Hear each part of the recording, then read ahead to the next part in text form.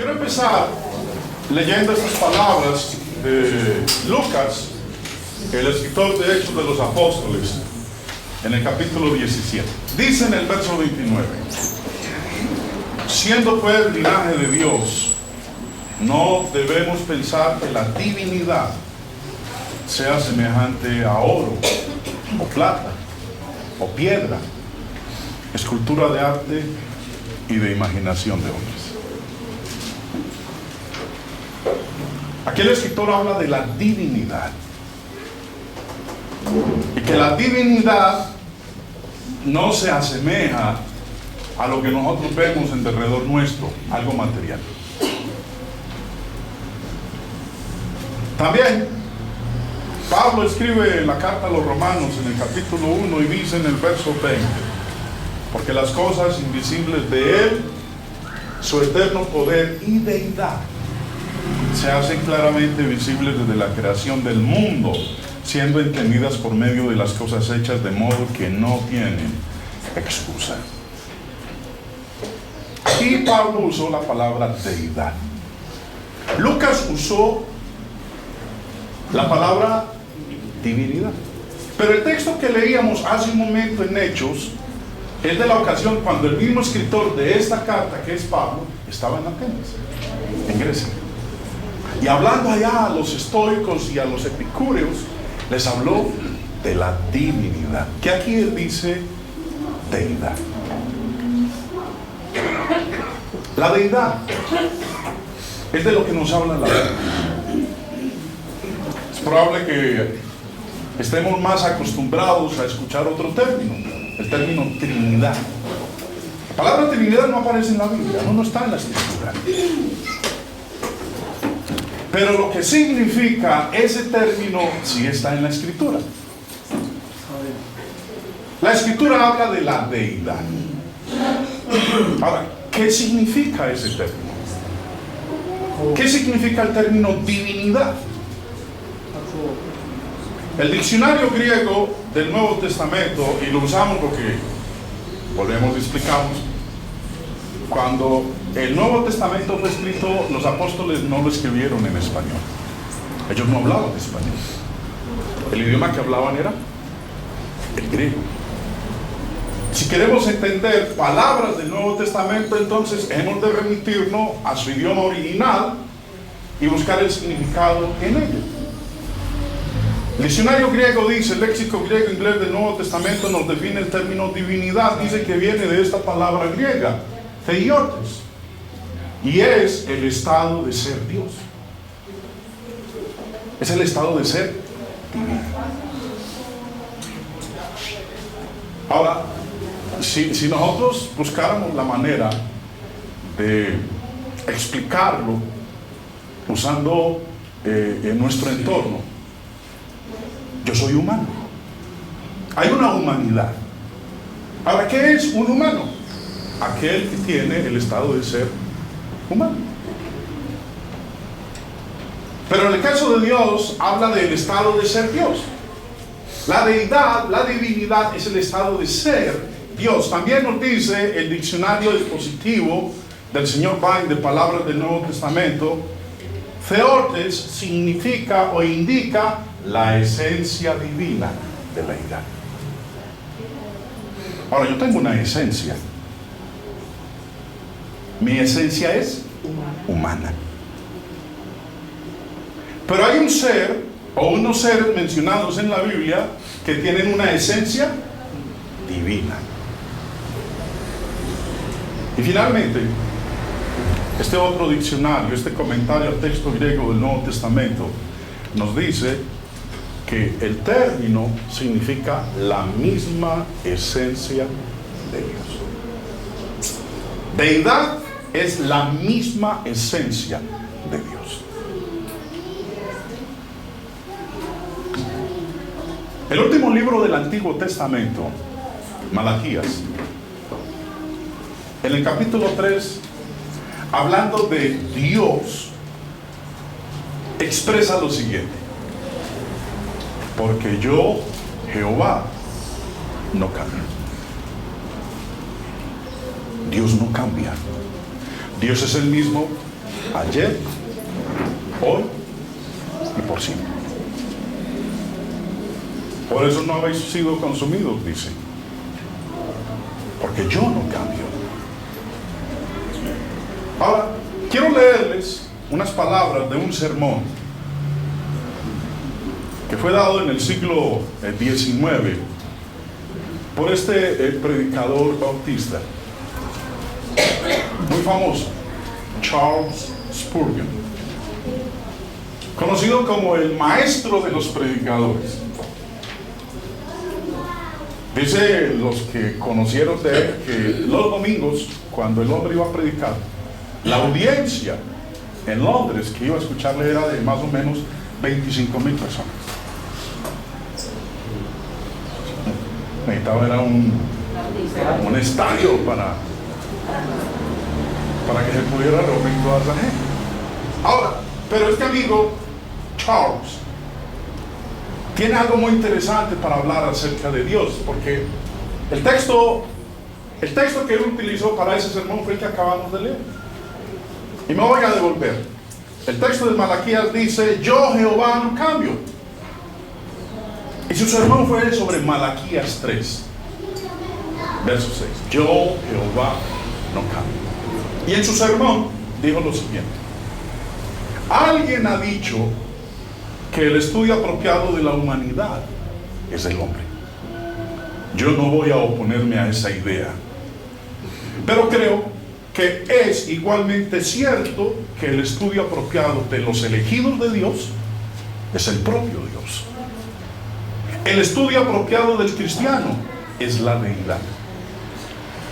La ciencia más elevada, la especulación más sutil, la filosofía más poderosa que puedan jamás atraer la atención de un hijo de Dios es el nombre, la naturaleza, la persona, la obra, los hechos y la existencia de ese grandioso Dios a quien el cristiano llama Padre.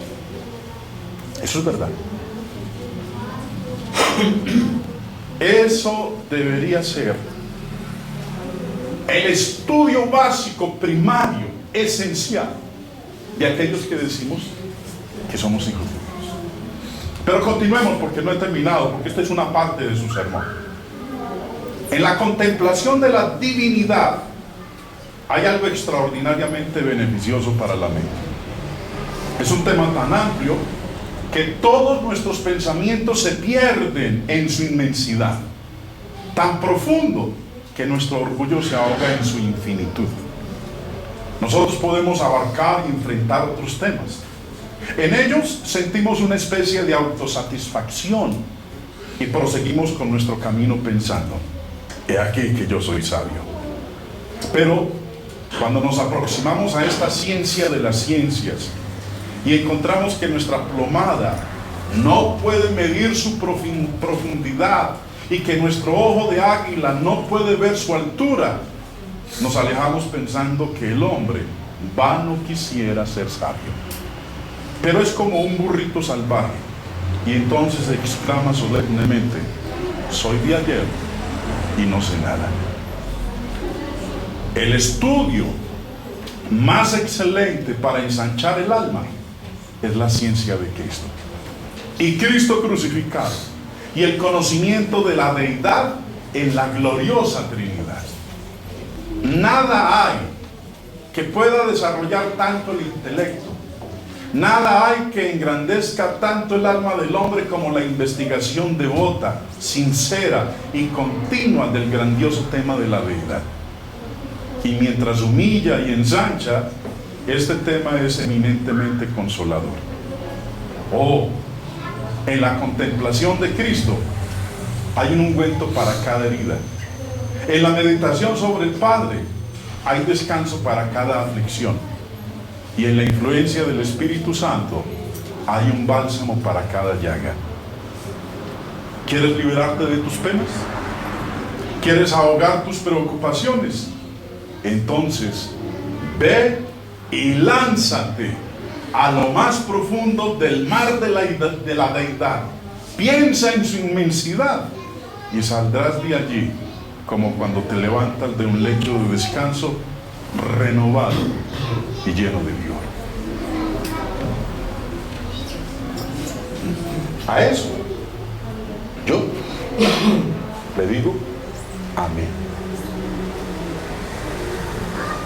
Eso debo hacerlo yo.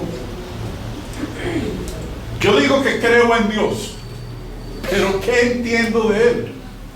Oh sí, la inmensidad del Creador es insondable. Pero cada vez que uno se sumerge en el tema de la deidad, más se convence uno de la grandeza del ser que nos creó. La deidad. ¿Qué quiero yo, hermanos? Que estudiemos de la deidad. Quiero que hablemos de sus atributos. ¿Qué es deidad? Acabamos de leer varias definiciones. Es la esencia de ser Dios. Eso es deidad. Ahora, ¿cuáles son los atributos de esa deidad? La Biblia nos habla, nos enseña de sus atributos naturales y de sus atributos morales. Bueno, no voy a hablar de sus atributos morales porque los conocemos muy bien. Dios es amor, Dios es justo, Dios es misericordioso, Dios es paciente. Esos son sus atributos morales. Pero ¿cuáles son sus atributos naturales? ¿Qué es lo que convierten a Dios en Dios? ¿Cuál es la esencia de Él como Dios? Tiene varios. Uno de ellos, la Biblia nos dice que Él es omnisciente. Otro atributo de la deidad es que es omnipresente. Otro atributo es que es inmutable. No cambia. Como acabamos de leer en Malaquías 3. Yo, Jehová, no cambio. Él es inmutable. Otro atributo de Él es que es incomprensible. Sí. Oh, profundidad de las riquezas de la sabiduría. Cuán insondables son tus caminos, dice el escritor en el libro de Proverbios. Y también, hermanos, otro atributo de la deidad es que es invisible. De estos 5 atributos naturales de la deidad, yo quiero que hablemos del primero, de su omnisciencia. Dios es omnisciente. Ahora, ¿qué es omnisciencia? ¿Qué entiende usted, mi hermano, por el término omnisciencia? Todo lo sabe. Ahora, ¿cómo puede usted explicar que Dios es omnisciente?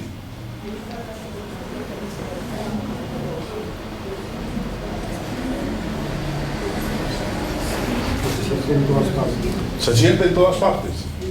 Porque ese es el dueño de todo.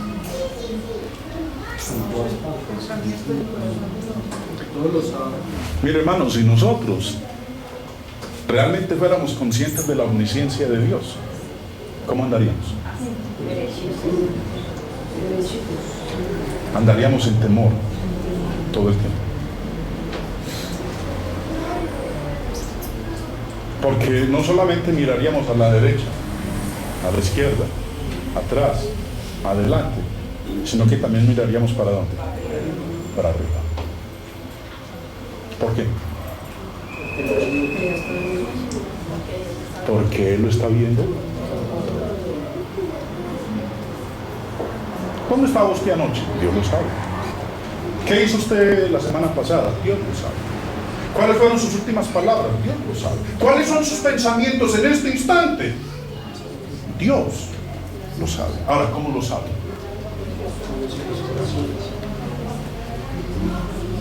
Le voy a dar, hermanos, una definición sencilla del término omnisciencia. A ver si de alguna manera se nos revuelven las entrañas. Dice, la palabra omnisciente se forma con el prefijo de origen latino omni, no objeto volador no identificado, porque ese es con V. Sí, este es con M. Se forma con el prefijo de origen latino omni, que significa todo, y la palabra siente o siente, que significa aquel que tiene ciencia que está consciente, que tiene conocimiento de algo, que sabe. Omnisciente es una expresión utilizada en las religiones monoteístas. Nosotros somos una religión monoteísta, no politeísta. Monoteísta porque creemos en un solo Dios. Es una expresión utilizada en las religiones monoteístas y significa una cualidad atribuida al Dios supremo. Por eso hablaba ahorita de los atributos de la deidad. La Santa Biblia, la religión cristiana, se refiere a Dios como un ser omnisciente, que tiene sabiduría plena y perfecta, que está al tanto de todo lo que sucede y que es la fuente misma de todo conocimiento. Él sabe todo lo que pensamos, todo lo que sentimos y sabe todo lo que hacemos en cada momento.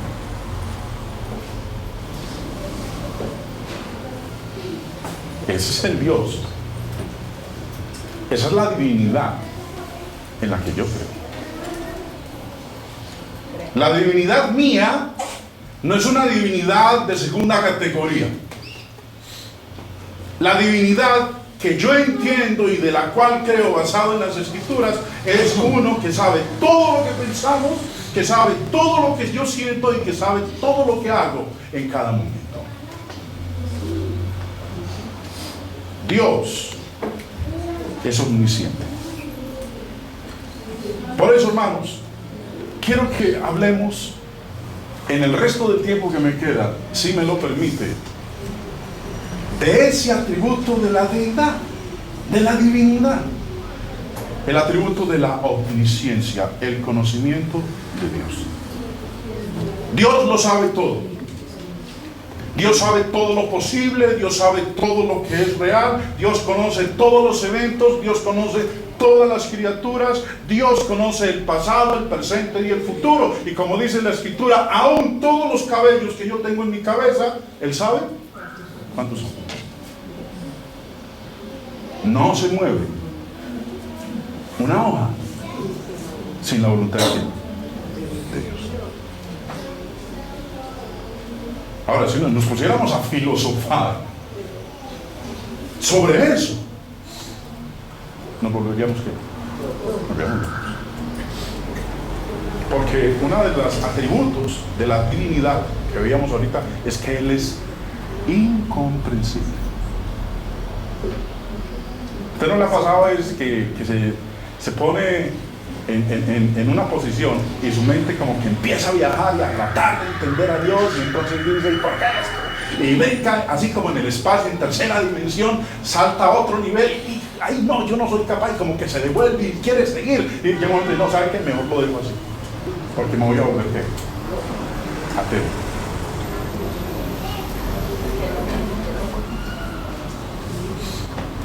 Dios conoce perfectamente todo detalle en la vida de todo ser, ya sea en el cielo, en la tierra o en el Hades, a donde van todos los que mueren, buenos y malos. Nada escapa a su conocimiento, nada puede esconderse de Él, nada es olvidado por Él. Es más, el salmista en el capítulo 139 dijo en el verso 6: tal conocimiento es demasiado maravilloso para mí. Ahora, cuando usted lee el capítulo, lo invito para que saque el tiempito y se lea usted todo el capítulo 139. Porque el capítulo 139 habla de la omnisciencia y la omnipresencia de Dios. Y en el verso 6 el salmista declara: tal conocimiento es demasiado maravilloso para mí, alto es, no lo puedo comprender. Su conocimiento es perfecto, nunca se equivoca, su conocimiento nunca cambia, nunca pasa alto, nada. Te ha leído en Hebreos, capítulo 4, estas palabras en el verso 13. No hay cosa creada que no sea manifiesta en su presencia. Antes bien, todas las cosas están desnudas y abiertas a los ojos de aquel a quien tenemos que dar cuenta. ¿Lo sabe? Todo. No hay cosa creada que no sea manifiesta en su presencia. Pero devolvámonos un momentico al Salmo 139. Empezando en el verso 2 dice: tú has conocido mi sentarme y mi levantarme. Has entendido desde lejos mis pensamientos. Mire, yo no tengo que hacerlo para que Él se dé cuenta. Yo no tengo que hablarlo para que Él se dé cuenta. Él ya sabe que estoy pensando. Sin abrir la boca, sin hacer, Él ya lo sabe. Has entendido desde lejos mis pensamientos. Has escudriñado mi andar y mi reposo, y todos mis caminos te son conocidos. Pues aún, y esto sí que me gusta, subráyalo en su Biblia, téngalo bien presente. Dice el verso 4: pues aún no está la palabra en mi lengua, y aquí, oh Jehová, tú la sabes toda.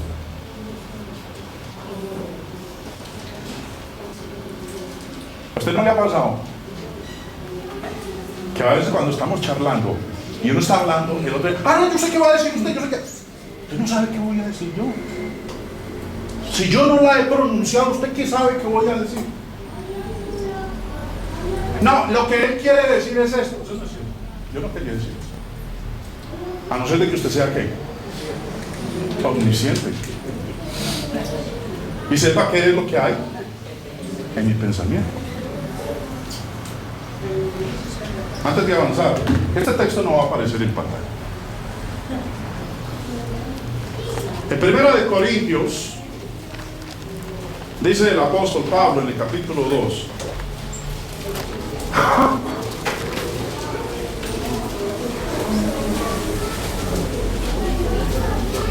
Primera de Corintios 2 dice en el verso 11: porque ¿quién de los hombres sabe las cosas del hombre, sino el espíritu del hombre que está en él?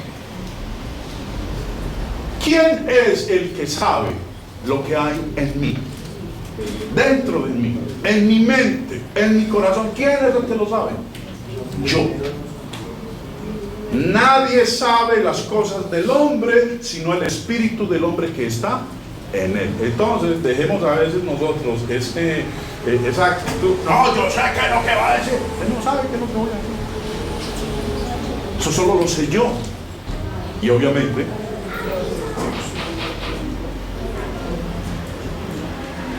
aún no está la palabra en mi lengua, ya que tú la sabes todo.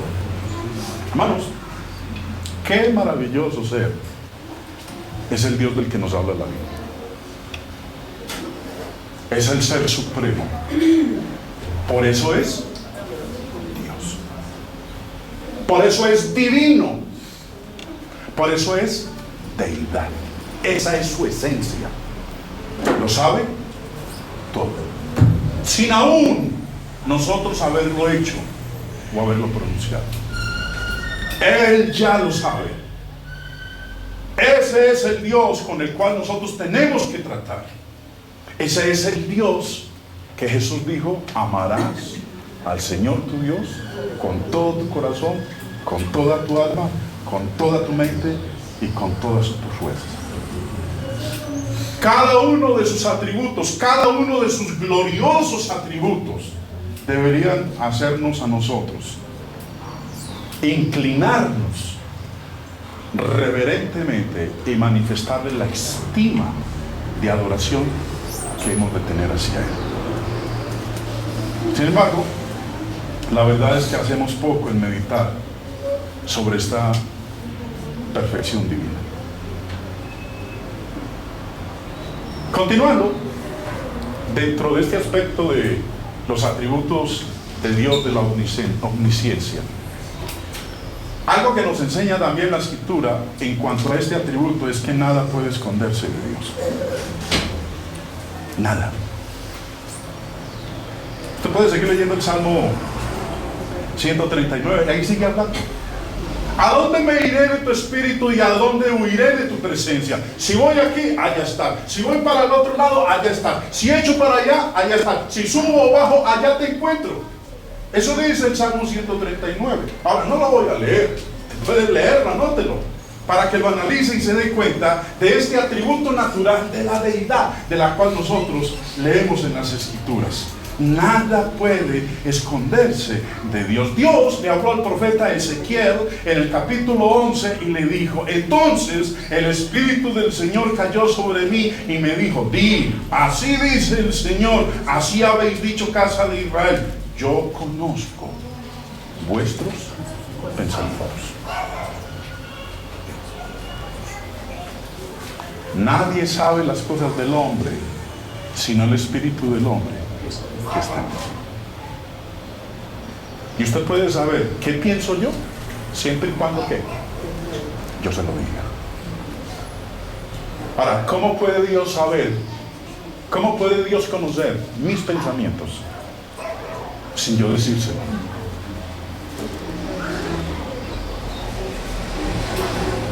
La única manera o la única explicación que podríamos dar a eso es que ese es su atributo. Por eso es Dios.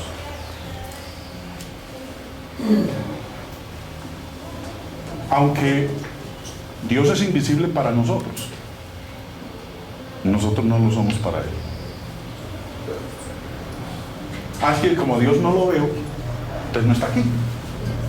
Entonces, ¿qué? Comamos y vivamos. Porque Dios no está aquí.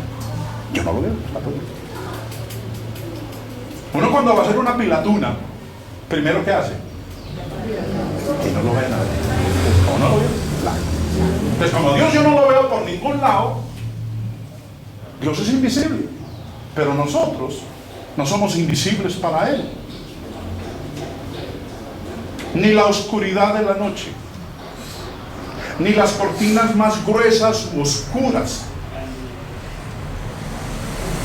ni el calabozo más profundo puede esconder a algún pecador de los ojos de este Dios omnisciente. Hermanos, los árboles del huerto no fueron suficientes para esconder a nuestros primeros padres. La Biblia dice que ellos pecaron y ¿qué hicieron? Se escondieron. Me imagino que eran unos árboles como lo muestran en Jurassic Park, ¿sí? Árboles gigantescos que las hojas, mejor dicho, y se escondieron.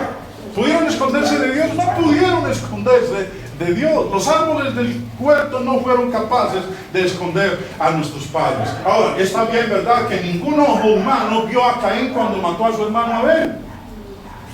Pero la Biblia dice que Dios lo vio. Pero Dios se le acercó y le preguntó: Caín, ¿dónde está tu hermano?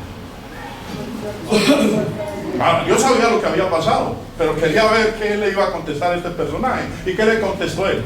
Es que soy tu acaso cuarta de mi hermano, tengo que andar pendiente de él todo el tiempo. ¿Qué? No, déjese de vainas. Y Dios le dijo: Caín, ¿ve aquí el pecado? Está a la puerta. Y con todo, estando a la puerta, tú te enseñorearás de él. Si tú le abres la puerta, él entra. Si no le abres la puerta, no va a entrar. Bueno, usted puede seguir leyendo la historia porque yo no me voy a detener en eso. Sara. Cuando Dios vino a hablar con Abraham, y le dijo: Abraham, voy a destruir a Sodoma y a Gomorra. Van cogiendo sus Biblias, por favor. Génesis, capítulo 18.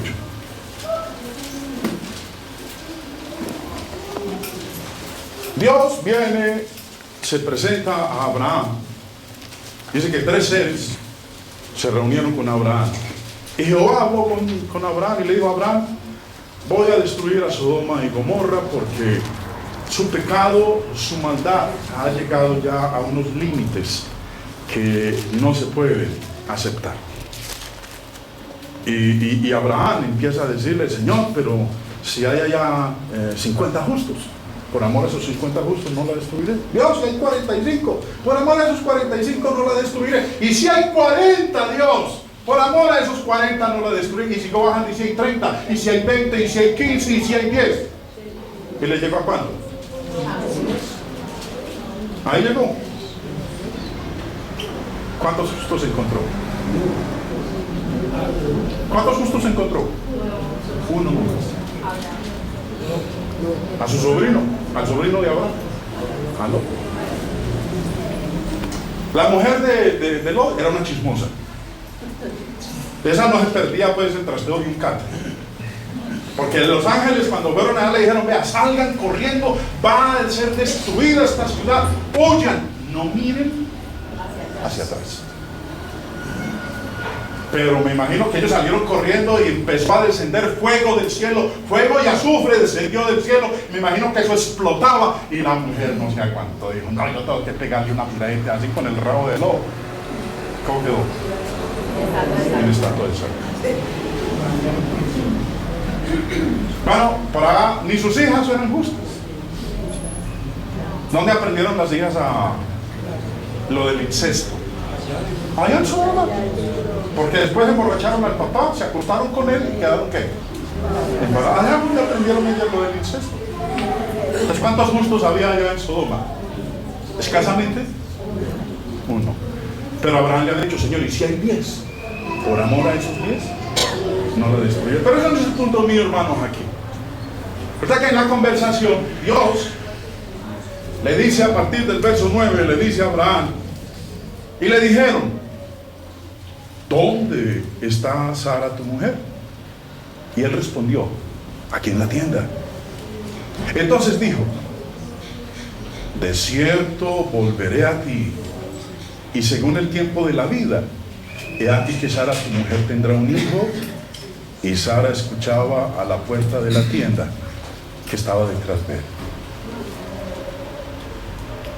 Como metidita la señora, ¿no? Sí. Parando ahí, para después ir a torcer las cosas. Pero ese no es el énfasis que yo quiero hacer.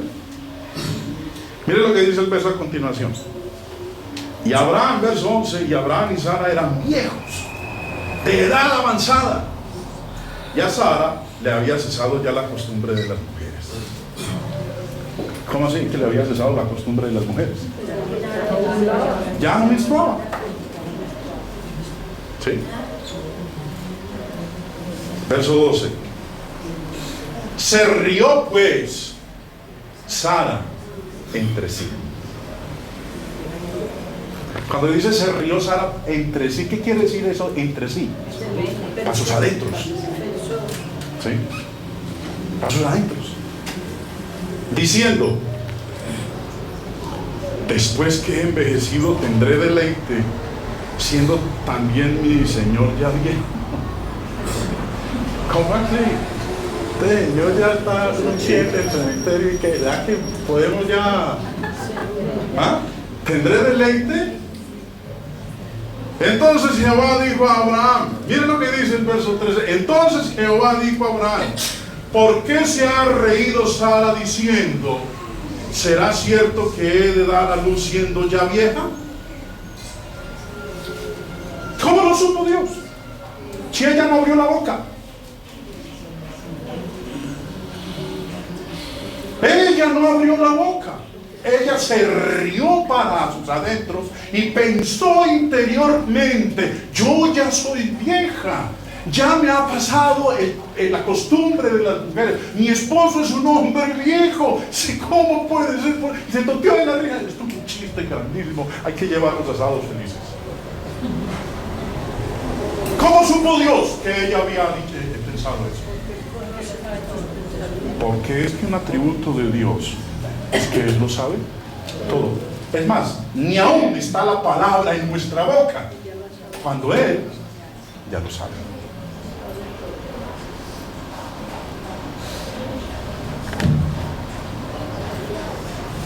Acán, otro personaje del cual leemos nosotros en la Biblia. Cuando el pueblo había llegado ya a las fronteras de la tierra prometida, y busquen ahí en el libro de Josué, por favor, capítulo 6. Dios le dijo a Josué, al líder de Israel, miren, van a tomar la ciudad, van a tomar a Jericó, pero eso sí, mucho cuidado. Verso 18, Josué 6, verso 18 y verso 19 dice: pero vosotros guardaos del anatema. Cuando ustedes entren allá y tomen la ciudad y la destruyan, ojo, no tomen del anatema, guardaos del anatema, ni toquéis, ni toméis alguna cosa del anatema, no sea que hagáis anatema al campamento de Israel y lo turbéis. Mas toda la plata y el oro y los utensilios de bronce y de hierro sean consagrados a Jehová y entren en el tesoro de Jehová. Bueno, ellos fueron allá. Acán era uno de los soldados.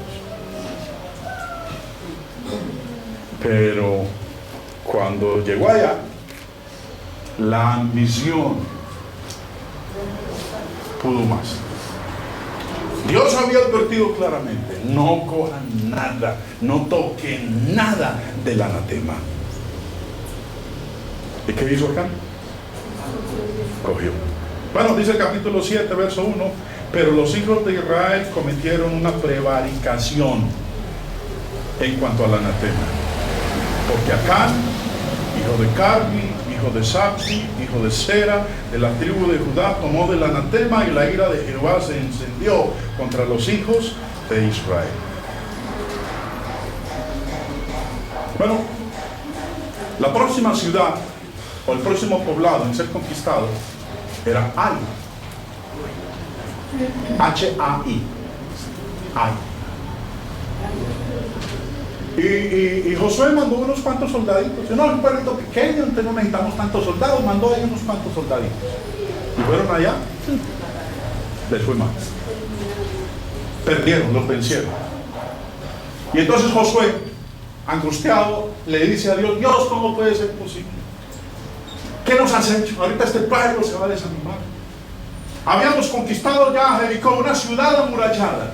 Tu poder nos permitió conquistarla, porque después de rodearla 7 días dijiste que en el séptimo había que darle 7 vueltas, y al final había que tocar las trompetas y todo el pueblo tenía que gritar. Y cuando lo hicieran, los muros iban a ¿qué? Iban a colapsar. Y así ocurrió. Y ahorita que íbamos a un poblado chirringuitico que no estaba ni siquiera protegido con murallas, que mandamos unos cuantos hombres porque podíamos vencerlos sin problema, salimos perdiendo y algunos murieron. ¿Qué es lo que ha ocurrido? Entonces Dios le dice en el verso 10: y Jehová dijo a Josué: levántate, ¿por qué te postras así sobre tu rostro? Israel ha pecado y aún ha quebrantado mi pacto que yo les mandé, y también han tomado del anatema y hasta han hurtado, han mentido y aún lo han guardado entre sus enseres. Ahora Dios le dijo, para descubrir quién fue el que lo hizo, yo no le voy a decir quién fue, porque Dios sabía quién era. Dios no le dijo: vea, es fulano de tal, vaya a tal dirección, toque la puerta, agárrelo y tráigalo y haga con él lo que tienen que hacer. No, Dios le dijo: vea, el pueblo era tan grande, le dijo: vamos a hacer un proceso de selección. Primero reúna todas las tribus, 12 tribus, reúna todas las tribus. Dios le dijo: reunían todas las tribus, es esta tribu. Pero las tribus se conformaban por muchas familias. Entonces separaron la tribu y después juntaron todas las familias y empezaron a separarlas, hasta que llegaron a la familia de Acán. Y cuando el hombre ya se ve cogido, como ocurre la mayoría de las veces, uno no canta antes de que lo cojan, sino cuando ya lo han cogido. Y piensa que cuando lo han cogido: no, por favor, ten misericordia de él, yo no lo quería. ¿Por qué no cantó antes? Dice ahí, versículo 19: entonces Josué dijo a Acán: hijo mío, da gloria a Jehová, el Dios de Israel, y dale alabanza y declárame ahora lo que has hecho, no me lo encubras. Y Acán respondió a Josué diciendo, verdaderamente yo he pecado contra Jehová, el Dios de Israel, y así he hecho. Pues vi entre los despojos un manto babilónico muy bueno y 200 siclos de plata y un lingote de oro de peso de 50 siclos, lo cual codicié y tomé, y aquí que está escondido bajo tierra en medio de mi tienda, y el dinero debajo de ello. ¿Qué hizo acá? Tomó una porción del oro que Dios había dicho no cojan nada, lo escondió cuidadosamente, como dice ahí, en tierra, pero se le olvidó que Dios lo estaba viendo, y Dios lo sacó a la luz. Por eso Dios es Dios, y ese es un atributo de él.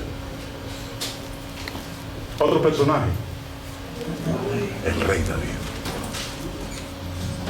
El rey David. Así que un día el hombre no tenía nada que hacer. Entonces, ¿recuerdan? Dicen por ahí que la ociosidad es la madre de qué? De todos los días. Entonces, sin tener nada que hacer el hombre, dice que subió allá a la terraza. Y allá pues, se puso a mirar por todos los lados. Cuando alcanza a ver por ahí en una terraza una muchacha que estaba bañando. ¿Sí? Y yo, la mandó a traer. Y se acostó con ella. Era una mujer casada, pero él era el rey. Se acostó con ella y quedó embarazada. Ella viene y le dice un día a Sansón, ¿ves que Sansón? David, mi amor, papito, ¿te acuerdas lo bueno que pasamos aquel día? Pues mire lo que pasó. Estoy embarazada. Entonces David dice, esto hay que taparlo. Nadie se puede dar cuenta. Entonces dio la orden de que a su esposo, que estaba en la batalla, en el campo de batalla, lo trajera. Te mandó por él. El esposo de ella se llamaba Urías, el Eteo. El hombre vino. Y David le dice, muchacho, usted ha sido un soldado muy consagrado, abnegado a la causa. Usted se merece no, las palabras de ahorita, una licencia. Usted merece una licencia. ¿Sí? ¿Qué más? Orden del rey, orden imperial, licencia para Urias el Eteo. Anote ahí, secretario. Vamos a la casa. Su mujer lo está esperando, pásela bien bueno con ella, disfrute la licencia. Chao, pues. Lo sacó. Al otro día, cuando David se levantó, para su sorpresa se dio cuenta de que Urías no se había ido para la casa. Se había quedado en la puerta del palacio del rey. Y el rey David baja y le dice, oíste, hermano, ¿qué pasó? Yo no lo mandé por de licencia para la casa. Y mi rey, ¿cómo se le ocurre? Estamos en guerra, el enemigo nos tiene rodeados, estamos en peligro. ¿Y qué tal que yo, por ir allá, pasar lo bueno con mi mujer de licencia, vienen los enemigos y matan a mi rey? No, yo no podría vivir el resto de la vida pensando en él. No, ¿cómo se le ocurre? Entonces David dijo, esto se está saliendo ya de mano, esto hay que hacerlo más drástico. ¿Sabe qué, Urías? Venga, a ver, banquete, vamos aquí para comer con el hombre, un soldado muy entregado a la causa. Bueno, le invitó a comer, comieron, y aprovechó ¿para qué? Para emborrachar. Él lo emborrachó. Yo, a lo mejor borracho, como uno borracho no se da cuenta de qué es lo que hace. ¿Sí? Se va para la casa. Ni borracho se fue para la casa. Porque para la sorpresa de David, al otro día cuando se levantó, ahí lo encontró en la puerta todavía, protegiendo al rey. Imagina qué tuvo que hacer. Lo mandó a matar. Mandó a los de los camellos, ¿sí? Para que lo mataran. Y lo mataron. Lea la historia, usted puede leer la historia ahí, hermanos, en Segunda de Samuel, capítulo 11, capítulo 12.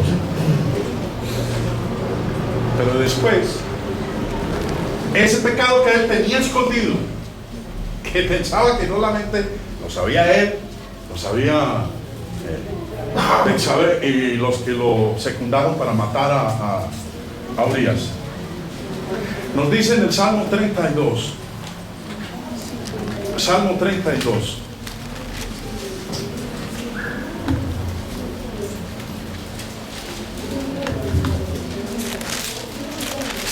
versículo 3.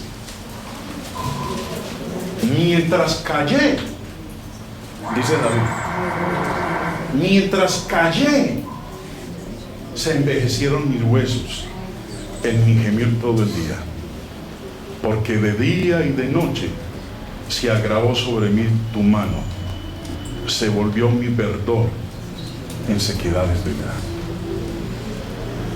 ¿Podía dormir tranquilo? No podía dormir tranquilo, porque él sabía que he hecho. Un pecado me llevó a cometer otro pecado. Pero a veces la conciencia de uno se cauteriza, y como que uno va pasando el tiempo y dice, el tiempo se va a encargar de tapar esto. Dios no lo dejó así. Dios llamó a uno de sus profetas, Natán. Segunda de Samuel, capítulo 12. Manda a Natán, su profeta, a que visite a David. Y empezando en el verso 1 declara, Jehová envió a Natán a David, y viniendo a él, le dijo, había dos hombres en una ciudad, el uno rico y el otro pobre. Eso le dice el profeta a David. Uno rico y el otro pobre. El rico tenía numerosas ovejas y vacas, pero el pobre no tenía más que una sola corderita que él había comprado y criado, y que había crecido con él y con sus hijos juntamente, comiendo de su bocado y bebiendo de su vaso y durmiendo en su seno, y la tenía como a una hija. Y vino uno de camino al hombre rico, y este no quiso tomar de sus ovejas y de sus vacas para guisar para el caminante que había venido a él, sino que tomó la oveja de aquel hombre pobre y la preparó para aquel que había venido a él. Y cuando David escucha esta narración, se salió de la ropa. Se encendió el furor de David en gran manera. Ahora, eso de en gran manera es que entonces empezó a tirar todo para los lados, a zapatear, a gritar, ¿cómo puede ser posible que alguien se haya atrevido a hacer una cosa de esta naturaleza? Se encendió en gran manera. Y dijo a Natán, el profeta, vive Jehová, que el que tal hizo es digno de ¿qué? Digno de muerte.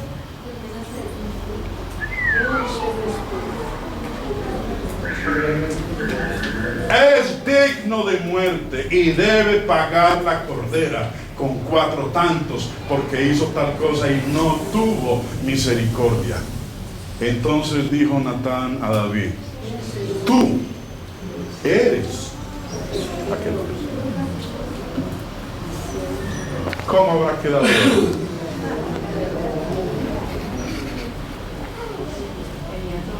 Usted es el que hizo eso.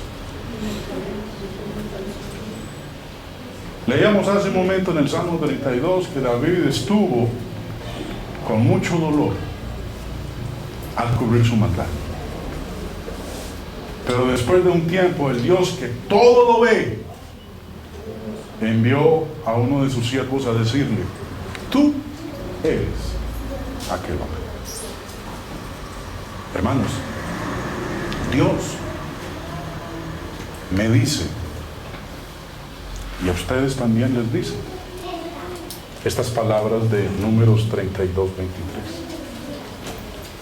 Mas si así no lo hacéis, he aquí que habréis pecado ante Jehová, y saber que vuestro pecado os alcanzará. tarde que temprano, nuestros pecados ocultos nos alcanzan. Eso que tenemos escondido, contrario a la voluntad de Dios, tarde que temprano, nuestro pecado nos alcanza. Porque el Dios que todo lo ve va a hacer uso de sus atributos para que todo salga a la luz. A mí se me acabó el tiempo en esta primera parte. Quedamos con la segunda parte para dentro de 8 días. Los invito, porque vamos a hablar en esa segunda parte, hermanos, de que el hombre despojaría a Dios de su omnisciencia si pudiera. Si el hombre tuviera el poder y la facultad para despojar a Dios de ese atributo que Él tiene, el de saberlo todo, lo que hay en mis pensamientos, lo que hago y lo que digo, si tuviera el hombre ese poder, se lo quitaría. Pero ese será el tema dentro de 8 días. Dios les bendiga.